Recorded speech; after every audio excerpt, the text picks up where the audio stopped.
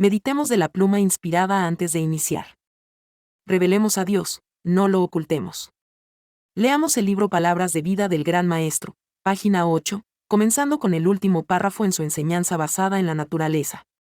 Cristo hablaba de las cosas que sus propias manos habían creado y que tenían cualidades y poderes que él mismo les había impartido. En su perfección original, todas las cosas creadas eran una expresión del pensamiento de Dios. La tierra se halla actualmente desfigurada y profanada por el pecado. Las lecciones objetivas de Dios no se han borrado. Correctamente entendida, la naturaleza habla de su Creador. En los días de Cristo se habían perdido de vista estas lecciones. La pecaminosidad de la humanidad había echado una mortaja sobre la radiante faz de la creación, y en vez de manifestar a Dios, sus obras llegaron a ser un obstáculo que lo ocultaba. De esta suerte, en Israel, las enseñanzas de los hombres habían sido colocadas en lugar de las de Dios. No solamente las cosas de la naturaleza, sino el ritual de los sacrificios y las mismas escrituras, todos dados para revelar a Dios, fueron tan pervertidos que llegaron a ser los medios de ocultarlo. Me pregunto si el mundo no está hoy como estaba en los días de Cristo. A los judíos se les dio una gran oportunidad para revelar a Dios a la humanidad, pero en lugar de esto lo ocultaron. Los cristianos que están altercando y discutiendo, trayendo doctrinas de hombres a las doctrinas de Dios, no están revelando a Dios ante los paganos sino ocultándolo, poniéndolos en contra de él. Los tales no están haciendo conversos a Cristo sino llevándolos lejos de él. Debemos orar para que nosotros mejoremos, que no ocultemos a Cristo, sino que lo revelemos en todas nuestras obras y a través de nuestras vidas. Amén. Llamada 50. La vida no es sino lo que la hacemos de ella. Para entender que la vida es realmente lo que nosotros hacemos, traeré a la atención 7 ejemplos, comenzando en el tiempo de Noé y terminando en nuestro tiempo. Ejemplo número 1. A Noé se le mandó que construyera un arca, y que le dijera al mundo que un diluvio iba a cubrir la tierra, que solamente los que entraran en el arca escaparían vivos. 120 años más tarde los animales fueron extrañamente vistos marchando de 2 en 2 al arca. Noé y su familia también entraron, mientras el resto del mundo se reía y ridiculizaba. Pero cuando la lluvia comenzó a caer, la situación dejó de ser divertida. Los que estaban fuera del arca lloraban, se lamentaban y rogaban. Pero todos perecieron como insensatos solamente porque fallaron en prestar atención a la verdad presente, fallaron de alimentarse de alimento a tiempo. ¡Qué insensatez! ¡Qué desastre! Uno pensaría que después del diluvio, el mundo tendría un gran respeto por la religión y los profetas de Dios. Pero no fue el caso. Los antediluvianos no creyeron la predicción de Noé de que habría un diluvio y ellos rehusaron entrar en el arca. Pero el diluvio vino y ellos perecieron. Los postdiluvianos no creyeron su predicción que no habría otro diluvio, así que ellos comenzaron a construir la Torre de Babel. Pero cuando Dios vio la torre que subía tan alto, él maldijo la cumbre y confundió el lenguaje de los edificadores. Esto es, él borró su propio lenguaje de sus mentes y grabó en ellos los lenguajes de hoy. Así causó el nacimiento de muchas razas e idiomas los cuales encontramos hoy aún en las partes más remotas de la tierra. No era el propósito de Dios que la gente se amontonaran en la llanura de Sinar, sino que se esparcieran y llenaran la tierra. Y cuando ellos rehusaron obedecer su mandato, Él les dio lo mejor que tenía para ellos, y ellos tenían que obedecer. Podemos ver que las obras del hombre independientes y contrarias a Dios ciertamente terminarán en desastre. Una casa que es construida en la arena no puede sobrevivir una tormenta, y ningún hombre puede positivamente frustrar el propósito de Dios para los hombres. No haga una insensatez de sí mismo al tratarlo. Toma años en las escuelas de los hombres para aprender un idioma, pero en la escuela de Dios solo toma un momento. Él puede borrar un idioma del cerebro del hombre y grabar otro, y al mismo tiempo cambiar las facciones de su rostro y el color de su piel. Sí, Dios puede hacer todo esto más rápido que un odontólogo puede sacar un diente. Pero cuando se hace un cambio para mejorar o empeorar, todo depende del individuo. Ejemplo número 2. Nabucodonosor tuvo un sueño. Estando perturbado con esto, citó a los hombres sabios de su reino para que le dijeran su interpretación.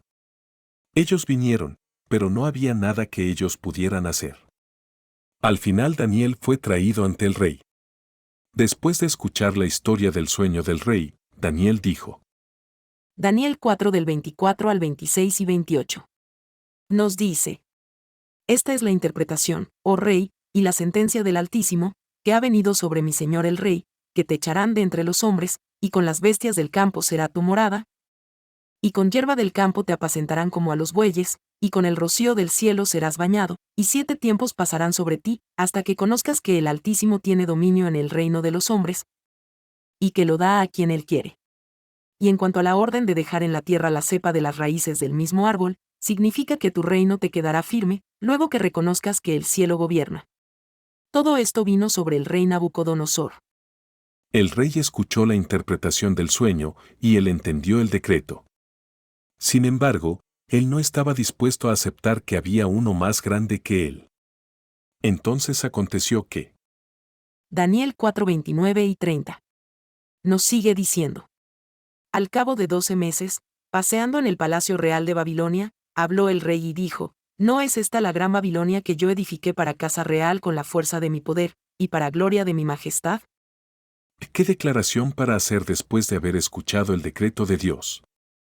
El rey aún tenía que aprender que Dios gobierna las naciones, pone reyes y quita reyes. Escuchemos ahora la respuesta de Dios a la insensatez del rey. Daniel 4 del 31 al 33. Aún estaba la palabra en la boca del rey, cuando vino una voz del cielo: A ti se te dice, rey Nabucodonosor, el reino ha sido quitado de ti, y de entre los hombres te arrojarán, y con las bestias del campo será tu habitación, y como a los bueyes te apacentarán, y 7 tiempos pasarán sobre ti, hasta que reconozcas que el Altísimo tiene el dominio en el reino de los hombres, y lo da a quien él quiere. En la misma hora se cumplió la palabra sobre Nabucodonosor, y fue echado de entre los hombres, y comía hierba como los bueyes, y su cuerpo se mojaba con el rocío del cielo, hasta que su pelo creció como plumas de águila, y sus uñas como las de las aves. Algunos aún hoy no se dan cuenta que Dios gobierna, que los hombres no son independientes de Él, aunque se les permita escoger si servirle a Él o no servirle. No era necesario que el rey caldeo viviera con las bestias del campo, pero como él no pudo aprender su lección con palabras, de la manera fácil, él fue quitado de su palacio y puesto en un corral. Ahí para que aprendiera por experiencia, de la manera difícil. Al fin de los 7 años, después que él se hubo graduado, por así decirlo, de la escuela de Dios de duros golpes, el rey regresó a su palacio, y dijo. Daniel 4 del 34 al 37. Mas al fin del tiempo yo Nabucodonosor alcé mis ojos al cielo, y mi razón me fue devuelta, y bendije al Altísimo, y alabé y glorifiqué al que vive para siempre, cuyo dominio es sempiterno, y su reino por todas las edades. Todos los habitantes de la tierra son considerados como nada, y él hace según su voluntad en el ejército del cielo, y en los habitantes de la tierra, y no hay quien detenga su mano, y le diga: ¿qué haces? En el mismo tiempo mi razón me fue devuelta, y la majestad de mi reino, mi dignidad y mi grandeza volvieron a mí, y mis gobernadores y mis consejeros me buscaron, y fui restablecido en mi reino, y mayor grandeza me fue añadida. Ahora yo Nabucodonosor alabo, engrandezco y glorifico al Rey del cielo, porque todas sus obras son verdaderas, y sus caminos justos, y él puede humillar a los que andan con soberbia. Por orgullo y deslealtad a Dios Nabucodonosor hizo su vida miserable, pero al final él despertó. Ejemplo número 3. El reinado de Nabucodonosor continuó hasta el reino de su nieto, Belsasar. Belsasar conocía la historia de su abuelo y su experiencia con Dios. Pero él falló en beneficiarse de esta. Él hizo una gran fiesta para 1.000.000 de sus señores, y mandó que los vasos los cuales Nabucodonosor había tomado del templo de Jerusalén fueran traídos a la fiesta, para que el rey mismo, y sus príncipes, esposas y concubinas pudieran tomar de ahí. Tan pronto como esta borrachera tomó lugar aparecieron los dedos de la mano de un hombre, los cuales escribieron contra el candelero sobre la pared del palacio del rey. Belsasar estaba turbado en gran manera, y su semblante fue cambiado, y sus señores estaban asombrados. Entonces Daniel fue traído ante el rey. Y Daniel enfáticamente declaró. Daniel 5 del 18 al 31. El Altísimo Dios, oh Rey, dio a Nabucodonosor tu padre el reino y la grandeza, la gloria y la majestad. y por la grandeza que le dio, todos los pueblos, naciones y lenguas temblaban y temían delante de él. A quien quería mataba, y a quien quería daba vida, engrandecía a quien quería, y a quien quería humillaba. Mas cuando su corazón se ensoberbeció, y su espíritu se endureció en su orgullo, fue depuesto del trono de su reino, y despojado de su gloria. Y fue echado de entre los hijos de los hombres, y su mente se hizo semejante a la de las bestias, y con los asnos monteses fue su morada. Hierba le hicieron comer como a buey, y su cuerpo fue mojado con el rocío del cielo, hasta que reconoció que el Altísimo Dios tiene dominio sobre el reino de los hombres, y que pone sobre él al que le pleis. Y tú, su hijo Belsasar, no has humillado tu corazón, sabiendo todo esto, sino que contra el Señor del cielo te has ensoberbecido, e hiciste traer delante de ti los vasos de su casa, y tú y tus grandes, tus mujeres y tus concubinas, bebisteis vino en ellos. Además de esto, diste alabanza a dioses de plata y oro, de bronce, de hierro, de madera y de piedra, que ni ven, ni oyen, ni saben. Y al Dios en cuya mano está tu vida, y cuyos son todos tus caminos, nunca honraste. Entonces de su presencia fue enviada la mano que trazó esta escritura. Y la escritura que trazó es, Mene, Mene, Tekel, Uparsin. Esta es la interpretación del asunto. Mene, contó Dios tu reino, y le ha puesto fin. Tekel, pesado has sido en balanza, y fuiste hallado falto. Pérez, tu reino ha sido roto, y dado a los medos y a los persas. Entonces mandó Belsasar vestir a Daniel de púrpura, y poner en su cuello un collar de oro, y proclamar que él era el tercer señor del reino. La misma noche fue muerto Belsasar rey de los caldeos. Y Darío de Media tomó el reino, siendo de 62 años. ¿Qué diferencia pudiera haber sido en el rollo de su historia si Belsasar se hubiera beneficiado por la lección sin precio, la cual su abuelo tuvo que aprender? Sí, ¿qué diferencia hubiera sido? Esta es la lección necesaria para todos nosotros, igual que para reyes y campesinos. Ejemplo número 4. El imperio caldeo vino a ser el imperio medo-persa, no porque los medos y los persas fueran más fuertes y más poderosos, sino porque Dios así lo había decretado. Leamos, Isaías 45:1. Así dice Jehová a su ungido, a Ciro, al cual tomé yo por su mano derecha, para sujetar naciones delante de él y desatar lomos de reyes, para abrir delante de él puertas, y las puertas no se cerrarán. Ciro, en cuyo bajo el mandato del ejército medo-persa marchó hasta Babilonia, no había nacido aún cuando el profeta Isaías escribió de él. Pero Dios recordó su promesa y cuando Belsasar se sintió perfectamente seguro en la noche de su borrachera y desembocadura fatal, Dios abrió ante Ciro las puertas de 2 hojas e hizo posible la captura del reino. Allí los medos y persas encontraron a Daniel y sus compañeros, quienes llamaron la atención de Ciro a las escrituras, las cuales no solamente predecían su victoria, sino también predecían su nombre. Habiendo visto y sentido el poder de Dios, Ciro fue movido a hacer el decreto. Esdras 1 del 2 al 11. Así ha dicho Ciro rey de Persia, Jehová el Dios de los cielos me ha dado todos los reinos de la tierra, y me ha mandado que le edifique casa en Jerusalén, que está en Judá.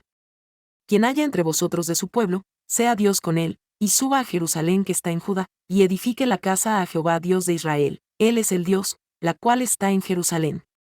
Y a todo el que haya quedado, en cualquier lugar donde mor, ayúdenle los hombres de su lugar con plata, oro, bienes y ganados, además de ofrendas voluntarias para la casa de Dios, la cual está en Jerusalén.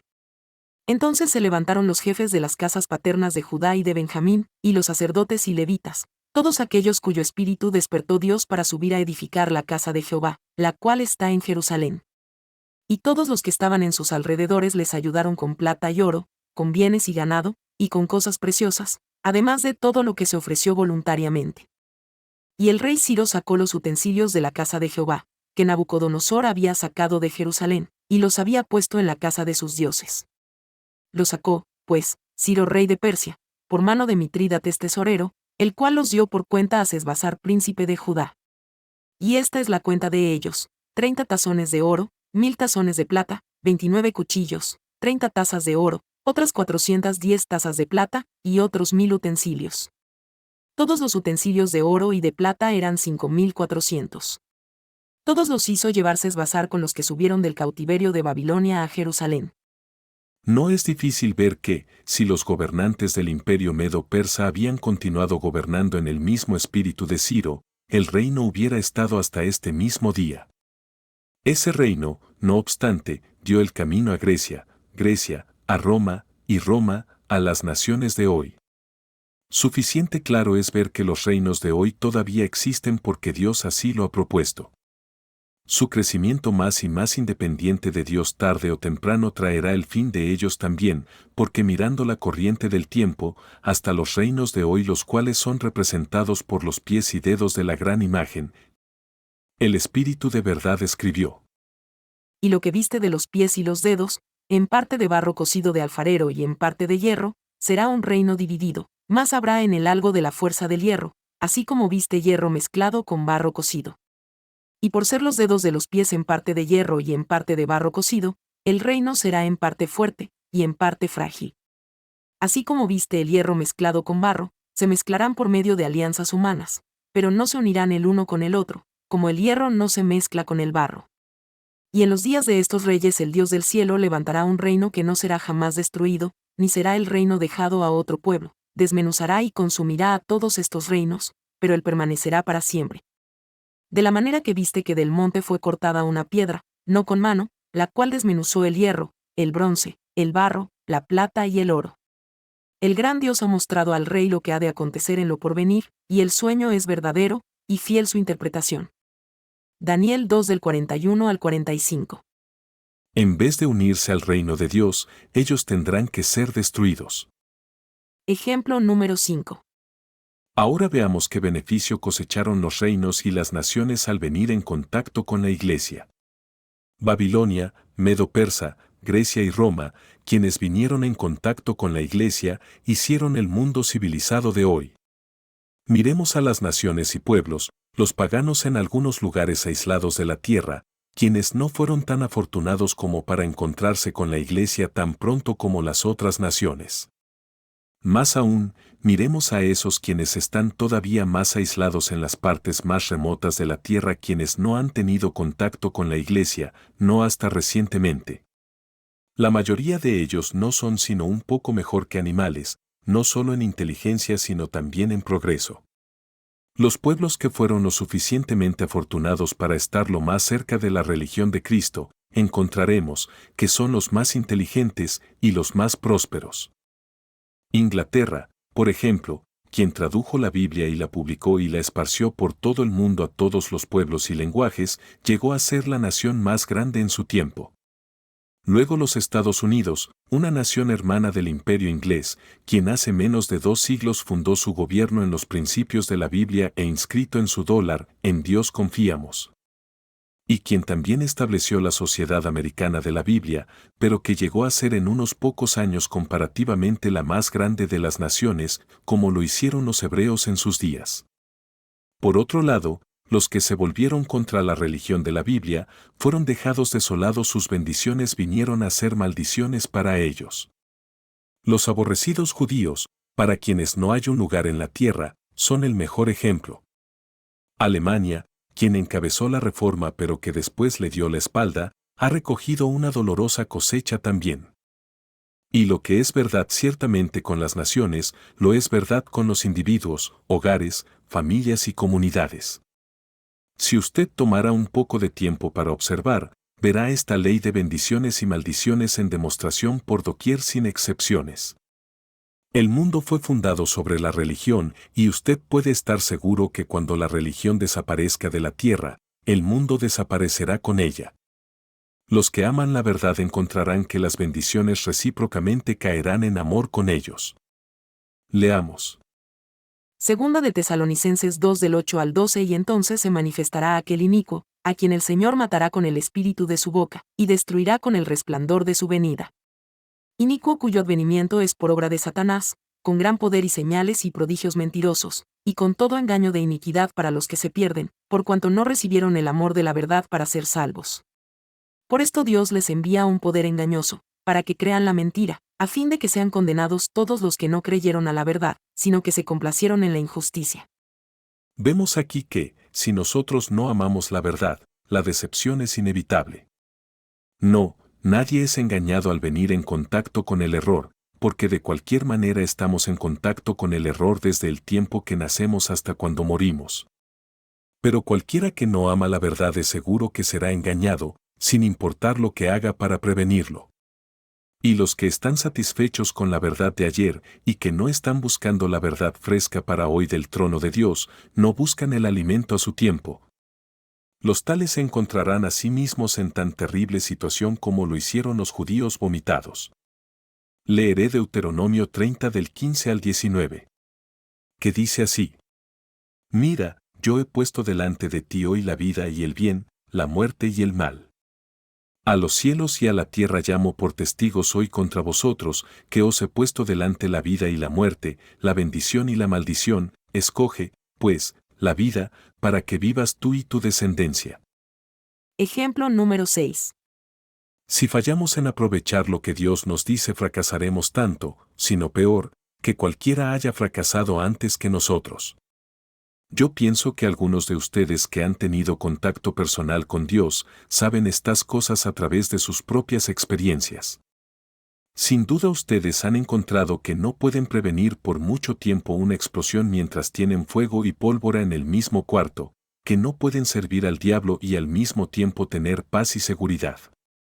Ilustraré esto con un incidente actual. Cierto hombre soñó que un caballo lo pateó y lo mató. Para asegurar su vida de ahí en adelante él mantenía su distancia de todos los caballos. Sin embargo, un día que hacía mucho viento mientras él caminaba por la calle, él pasó por un establecimiento de herrería frente al cual estaba colgando un anuncio con una herradura pintada. El anuncio repentinamente cayó en su cabeza y él murió del impacto. Nosotros no podemos prevenir más las consecuencias del pecado y de la separación de Dios que lo que pudo el hombre del sueño prevenir la muerte esquivándola. Nunca sabemos lo que el día traerá, y no nos conviene separarnos a nosotros mismos de Dios ni por un momento. Ni tampoco podemos definitivamente decir que nosotros haremos o no haremos esto, aquello o lo otro. Ejemplo número 7. Hace algunos años, mientras estaba en Europa, oí que uno de mis primos se había ido para América. Y me dije a mí mismo, pobre primo, yo nunca dejaría mi hogar para irme a vivir a algún lugar tan lejos como América por ninguna razón. Pero en ese tiempo, yo, junto con otros, fui falsamente acusado de conspiración. Fue en la estación cuando las noches eran largas, y una mañana cuando prendimos las luces de nuestra tienda antes que amaneciera se juntó una multitud con armas y piedras, y atacaron por las ventanas. Y fue justo unos pocos meses después de que yo sentí lástima por el alejamiento de mi pobre primo de su patria y me encontré a mí mismo en América en la misma casa con él. Al principio fue un gran chasco, no menos que José en lo antiguo, pero con un favor al final. Dios bendijo la multitud. Solo Dios conoce el futuro, y nosotros deberíamos poner nuestras esperanzas y ambiciones en su mano poderosa. Entonces, y solo entonces, vendremos a la cumbre. Y si somos tentados a decir que haremos o no haremos esto o aquello, entonces recordemos a Jonás. Él dijo que no llevaría un mensaje a Nínive, e inmediatamente tomó un bote para Tarsis. Pero los hombres del bote lo arrojaron al mar y un gran pez lo recogió y lo trajo de otra vez al mismo lugar donde él había tratado de huir. Nabucodonosor, rey de Babilonia, pensó perpetuar su reino ordenando a todos sus súbditos postrarse ante su imagen de oro. No obstante, los 3 hebreos violaron su propósito y cambiaron el curso de la historia. Los hombres quienes lanzaron a los hebreos en el horno de fuego ellos mismos fueron quemados de muerte, pero ni un cabello de la cabeza de los hebreos fue quemado en todo el tiempo que ellos permanecieron dentro del horno de fuego. Junto con el salmista levantemos nuestras voces y digamos. Salmos 8 del 1 al 6. Oh Jehová, Señor nuestro, cuán glorioso es tu nombre en toda la tierra. Has puesto tu gloria sobre los cielos, de la boca de los niños y de los que maman, fundaste la fortaleza, a causa de tus enemigos, para hacer callar al enemigo y al vengativo. Cuando veo tus cielos, obra de tus dedos, la luna y las estrellas que tú formaste, digo, ¿qué es el hombre, para que tengas de él memoria, y el hijo del hombre, para que lo visites? Le has hecho poco menor que los ángeles, y lo coronaste de gloria y de honra. Le hiciste señorear sobre las obras de tus manos, todo lo pusiste debajo de sus pies. El profeta Malaquías se le instruyó que escribiera para el pueblo que viviría en el tiempo del fin. Leamos el capítulo 4 de Malaquías. Malaquías 4 del 1 al 3 porque he aquí, viene el día ardiente como un horno, y todos los soberbios y todos los que hacen maldad serán estopa. Aquel día que vendrá los abrazará, ha dicho Jehová de los ejércitos. Y no les dejará ni raíz ni rama. Mas a vosotros los que teméis mi nombre, nacerá el sol de justicia, y en sus alas traerá salvación, y saldréis, y saltaréis como becerros de la manada. Hollaréis a los malos, los cuales serán ceniza bajo las plantas de vuestros pies, en el día en que yo actúe, ha dicho Jehová de los ejércitos. ¿No es mejor ser un ser humano a la orden de Dios, una hermosa y siempre viviente criatura, que ser cenizas bajo la suela de los zapatos de los santos? ¿Por qué no responder a su llamado y hacer la vida lo que debería ser? Malaquías 4 del 4 al 6 Acordaos de la ley de Moisés mi siervo, al cual encargué en Horeb ordenanzas y leyes para todo Israel. He aquí, yo os envío el profeta Elías, antes que venga el día de Jehová, grande y terrible. Él hará volver el corazón de los padres hacia los hijos, y el corazón de los hijos hacia los padres, no sea que yo venga y hiera la tierra con maldición. ¿Está usted esperando, velando, orando y confiando que cuando este antitípico Elías el profeta aparezca y le llame, su corazón se volverá hacia sus hijos y el corazón de ellos hacia usted?